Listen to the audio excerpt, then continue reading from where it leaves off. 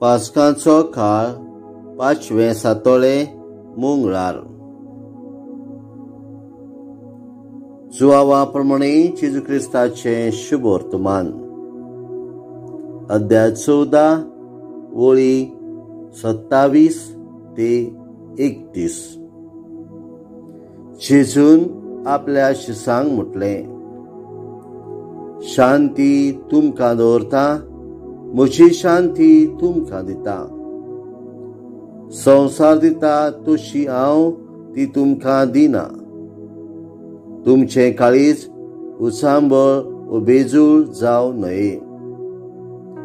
हांव येता आनी हांव तुमचेशी येता अशें हांवें तुमकां सांगलां म्हूण तुमी आयकलां।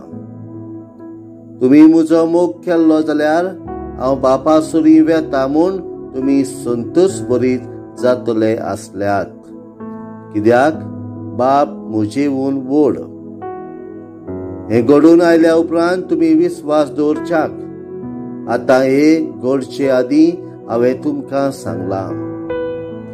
आनीक तुमचे लागीं चड हांव उलोवचो ना।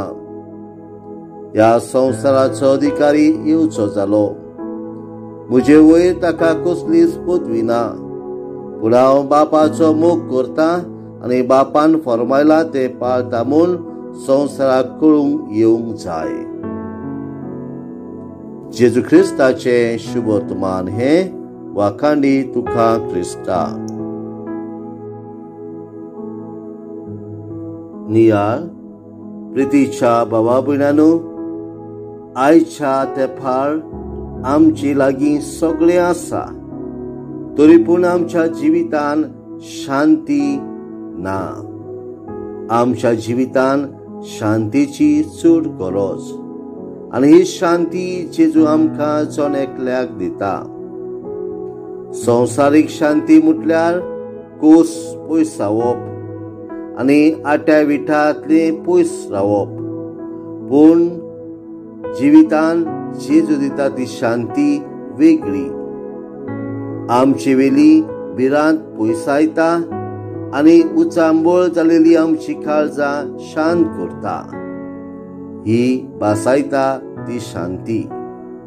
शांती मनाची शांती आनी कुडीची शांती। सगळ्या संवसाराक जेजू शांती दिता। ही शांती घेवन आमी ती दुसऱ्यांक दिवंक देवाची कृपा आमकां जण एकल्याक मागोया। आमेन।